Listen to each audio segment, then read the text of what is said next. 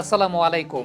Asia কাপে বাংলাদেশ কেমন দল, পরবর্তী রাউন্ডে যাওয়ার সম্ভাবনা কতটুকু, একদম পরিপূর্ণভাবে বিশ্লেষণ করতে চাই। ভিডিওটা একটু লেন্দি হবে, তার আগে একদম শর্টকাট একটা সামারি দিয়ে দেই। আমার কাছে ব্যক্তিগতভাবে মনে হয় যে বাংলাদেশের সাফল্য ব্যর্থতা অনেকাংশে নির্ভর করে বাংলাদেশের বোলারদের ফর্মের উপরে। বোলাররা কতটুকু ভালো শেপে আছেন এবং কতটুকু ডেলিভার করতে পারছেন। বাংলাদেশকে সত্যিকারের অর্থে যদি ম্যাচ জিততে হয় 160-65 ডিফেন্ড করেই ম্যাচ জিততে হবে, মানে রান মোটামুটি অ্যাভারেজ রান করেও বাংলাদেশকে ম্যাচ জিততে হবে, সেটা বোলারদের কল্যাণে। ইভেন বোলাররা যদি ঠিকঠাক মতো ফর্মে না থাকেন তাহলে 200 করেও বাংলাদেশ আসলে ম্যাচ জিততে পারবে না। এবার বিস্তারিত যাচ্ছে, একেবারে শুরু থেকে বিশ্লেষণ করতে চাই। নাম্বার 1 যে ব্যাটসম্যানকে নিয়ে কথা বলতে চাই তিনি হচ্ছেন তানজিদ হাসান তামিম। প্রথমত তার স্ট্রেংথ নিয়ে কথা বলি। ফ্রন্ট ফুটে তানজিদ হাসান তামিমের মতো এরকম স্ট্রং ব্যাটার ওয়ার্ল্ড ক্রিকেটে আসলে খুব কম দেখা যায়। শর্ট অফ লেন্থের বলের দুর্বলতা তিনি অনেকাংশে কাটিয়েছেন। ড্রাইভিং স্লটে বেশ ভালো ব্যাটিং করে থাকেন। ইদানিংকালে যে বিষয়টা দেখা যাচ্ছে তা হচ্ছে স্ট্রেইট খুব ভালো খেলতে পারছেন, অর্থাৎ লং অন লং অফ এই জোনটা বেশ ভালো খেলতে পারছেন।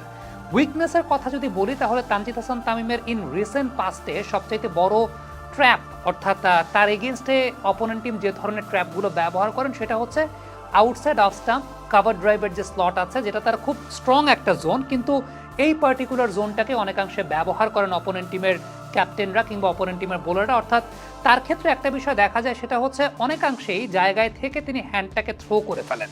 অর্থাৎ অফ স্ট্যাম্পের বাইরে যেগুলো ড্রাইভিং স্লটে কাভারে ড্রাইভ করার জন্য বল দেয়া হচ্ছে, হ্যান্ডটা থ্রো করে ফেলেন। আমরা দুটো ওকেশন আপনাদেরকে দেখালাম, যে একটা আমাদের ঢাকা প্রিমিয়ার ডিভিশন ক্রিকেট লিগে দেখা গেছে যে ওই জোনটাতে তিনি রিসিভ হচ্ছেন। ইন্টারন্যাশনাল ক্রিকেটেও তাকে দেখা গেছে যে ওই জোনটাতে তাকে রিসিভ করা হয়েছে।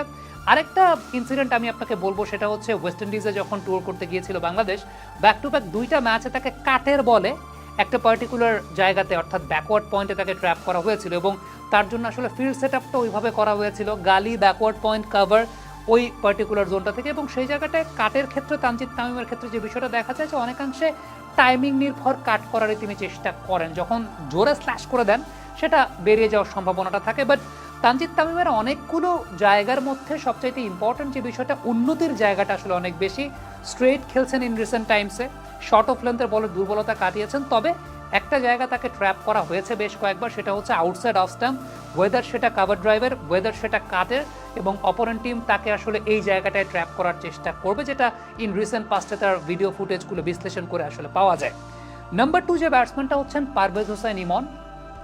দুজনে ডেভাস্টেটিং ব্যাটসম্যান, তানজিদ তামিম, পারভেজ হোসেন ইমন। এবং এই টাইপের ব্যাটসম্যানদের আসলে হয় কি, আপনি যদি একটা ব্যারিয়ার সেট করে দেন যে না তানজিদ তামিম তুমি কাভার ড্রাইভ করতে পারবা না, তুমি কাট করতে পারবা না, তাইলে আলটিমেটলি হবে না, তাদেরকে তাদের মতো করে ফ্রি করে দিতে হবে।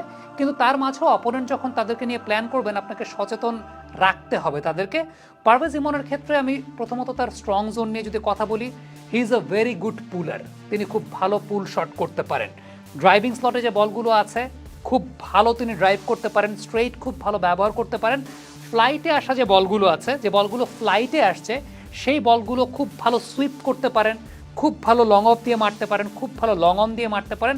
ফ্লাইটে যে বলগুলো আসছে, ড্রাইভের যে বলগুলো পাচ্ছেন এবং পুল করার যে বলগুলো পাচ্ছেন, সেগুলো খুব ভালো তিনি পুল শট করতে পারেন। তবে তার দুর্বলতার জায়গাটা এইখানে অনেক বেশি মাত্রায় নিহিত, সেটা হচ্ছে he is a very good puller but he is not a very good hooker. Pull আর হুকের মধ্যে তো পার্থক্যের জায়গা আছে, যে আপনি এই হাইটের বলগুলোতে খুব সুন্দর পুল করছেন, কিন্তু এর চাইতে ওপরের লেন্থের যে বলগুলো সেগুলো যখন হুক করতে হচ্ছে, পারভেজ হোসেন ইমনের দুর্বলতার জায়গাগুলো সেই জায়গায় বহিঃপ্রকাশিত হয়। আপনি যদি বিপিএল এর মঞ্চে খেয়াল করে দেখেন, বিপিএল এর মঞ্চে মাল্টিপল নাম্বার অফ টাইমস তিনি হুকের লেন্থের বলগুলোতেই ডিসিভড হয়েছেন, বারংবার বারংবার বারংবার তাকে হুকের লেন্থের বলে ডিসিভ করা হয়েছে। ইভেন আপনি ঢাকা প্রিমিয়ার ডিভিশন ক্রিকেট লিগও যদি খেয়াল করে দেখেন, ওই লেন্থের বলটা যে লেন্থ থেকে আসলে হুক করতে হচ্ছে, হুক করার লেন্থের বলে পারভেজ হোসেন ইমনের একটা দুর্বলতার জায়গা বারবার প্রকাশিত হয়েছে।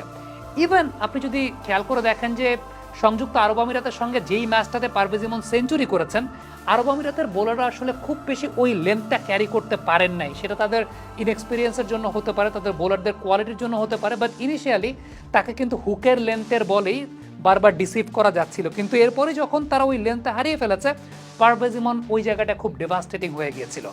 আরেকটা জায়গা আমি বলবো, সেটা হচ্ছে সামনের লেন্থের যে বলটা, সামনের লেন্থের থেকে যদি বল মুভমেন্ট করে, সামনের লেন্থ থেকে যদি বল মুভমেন্ট করে, যেহেতু পারভেজ ইমনের ফুটওয়ার্কটা বা ট্রিগার মুভমেন্টটা আমরা অত বেশি দেখতে পাই না। আপনি যদি নুয়ান তুষারার এগেনস্টে দুটা ম্যাচ খেয়াল করে দেখেন, সামনের লেন্থের বল যে সময়টা মুভমেন্ট করেছে পারভেজ ইমন কিন্তু আলটিমেটলি ল্যাক অফ ফুটওয়ার্ক বা ল্যাক অফ ট্রিগার মুভমেন্ট সেই জায়গাটা ঠিকঠাক মতো নেগোশিয়েট করতে পারেন না। ইভেন নেদারল্যান্ডসের সঙ্গে ম্যাচে প্রথম T20 ম্যাচে আরিয়ান দত্ত তাকে কিন্তু